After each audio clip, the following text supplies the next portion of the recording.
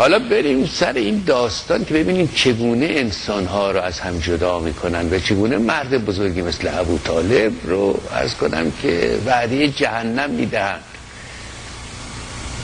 چون ابوطالب مسلمان نشد، اجازه بدید جز کفار مرد. مقصود حالا در دنبال داستان کفار به شما عرض میکنم که داستان چه شد. بله خب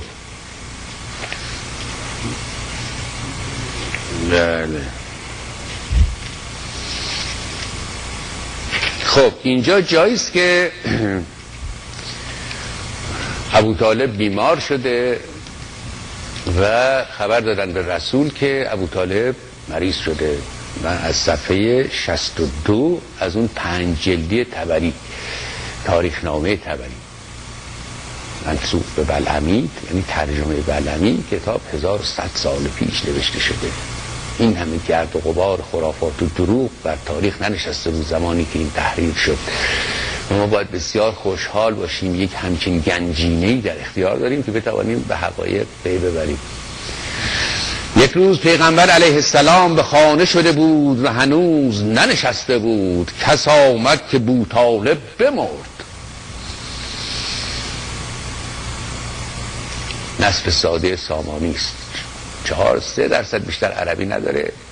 بقیه لغات عربیش مربوط است به اسمهای خاص، توجه داشته باشیم. پیغمبر از خانه بیرون آمد و بشتافت و ردا بر زمین همی کشید. چون بدو رسید او را به نزع مرگ یافت. چشم پر آب کرد و بوطالب جان همی کند. پیغمبر علیه السلام پیش او به زانو اندر افتاد و نرم نرم او را همی گفت یا ام یا ام، ای عموی من ای عموی من، یا ام یا ام. بوطالب چشم باز کرد و گفت ای پسر چه خواهی؟ گفت اون که بگویی لا اله الا الله. بوطالب چشم فراز کرد، چشماش رو بس، چشم فراز کرد یعنی پلکشو گذاشت روی هم. چشم فراز کرد تا زمانی پیغمبر دیگر باره نرم نرم همین گفت یا ام. بوطالب یا ام بوطالب. بوطالب دیگر باره چشم باز کرد و گفت ای پسر چه خواهی؟ گفت بگوی لا اله الا الله. بوطالب دیگر بار چشم فراز کرد. بار سوم پیغمبر پیش او زاری همی کرد و میگریست و میگفت یا ام یا ام. بوطالب چشم باز کرد و گفت ای پسر چرا چندین سختی کنی؟ چرا من اذیت میکنی؟ گفت یا ام اگر تو یک بار این کلمه بگویی لا اله الا الله، روش نمیشه بهش بگو محمد رسول الله. لا اله الا الله روز رستخیز زیر عرش خدای روی از این خلق بگردانم و چندون لابه کنم و روی بر خاک مالم و زاری کنم به نزد خدای عز و جل و خواهش کنم تا تو رو از دوزخ برهانم.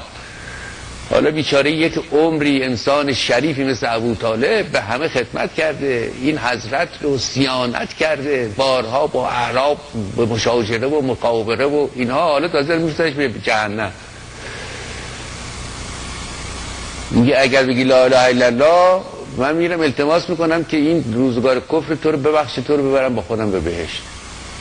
حالا این این ابوطالب بزرگترین شخصیت پرورنده رسول، به نزد خدای عز و جل و خواهش کنم تا تو رو از دوزخ برهانم و با خیشتن به بهشت برم. حالا ابوطالب مرد دلیر، مرد فرزانه داره میمیره لحظات آخر عمرش، پدر علی ابوطالب.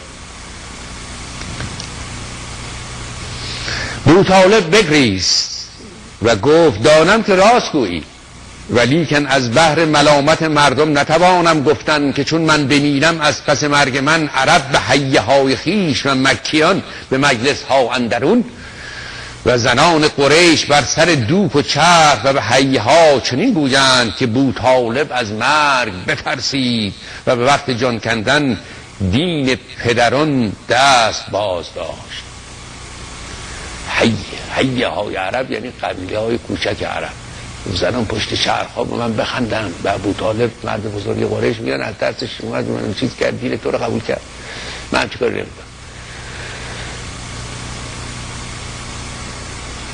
اینو میگن آدم با فضیلت و کسی که پرنسیپ داره. به امید حوری 80 متری نیست، هم خودش شناخته هم مردم رو شناخته، به حقایق دست پیدا کرده، شرافتش میخواد حفظ بشه بعد از مرگش، نه اهل دزدیه.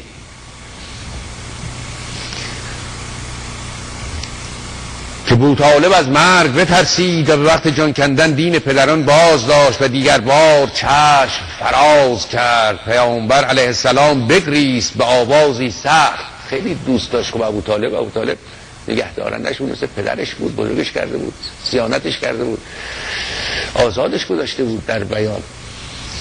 بگریست سخت و نتوانست تن خویش نگاه داشتن، می‌لرزید شانه‌هاش از فرط گریه.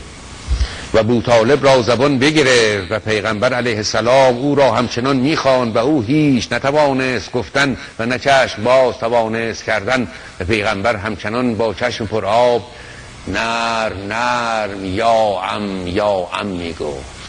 و به این نصر واقعا شاهکاری است از زیبایی و ایجاز و تجسم معنی.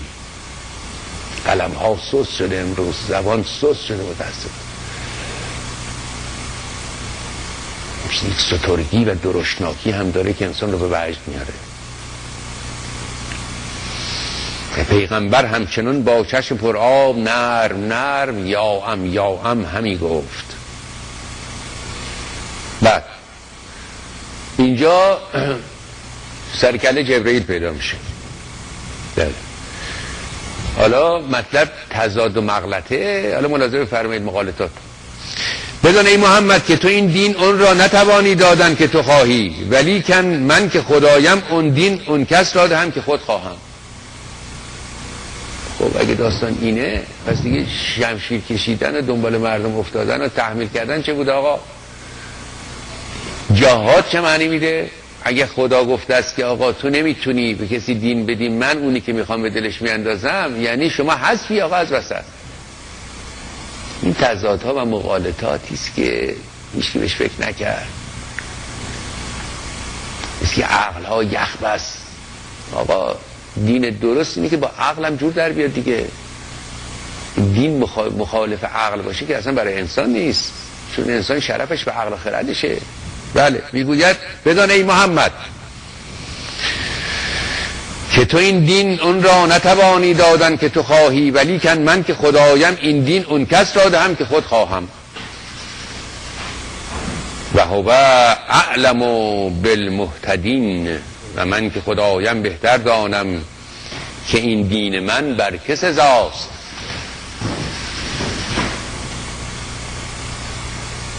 این داستان مثل که جبرئیل هم اومد سوره پرش میاد. این تضادها و مغالطاتی است که عرض کنم که دیده بر هم گذاشتن و هر کس به مصلحتی. آقا اگه قرار است که خدا اون کسی که میخواهد دین بدهد، دیگه چه نیازی به شمشیر کشی و به جان مردم افتادن و جهاد و این داستانی یعنی چه؟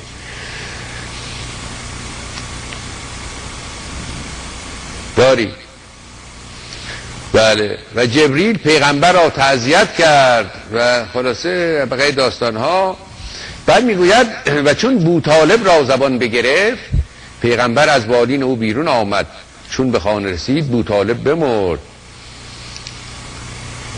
پس علی سوی پیغمبر آمد و گفت این عمه تو گمراه بمرد. خیلی جالبه، پدرش مسلمان نشده اومده به پیغمبر گفته که این عمه تو هم عجب آدم ضال گمراهی بود و مرد. ولی این ایدئولوژی آدم رو مریض میکنه، یعنی آدم رو از پدر هم باز میداره، میکنه سر برادرش هم آدم ببره.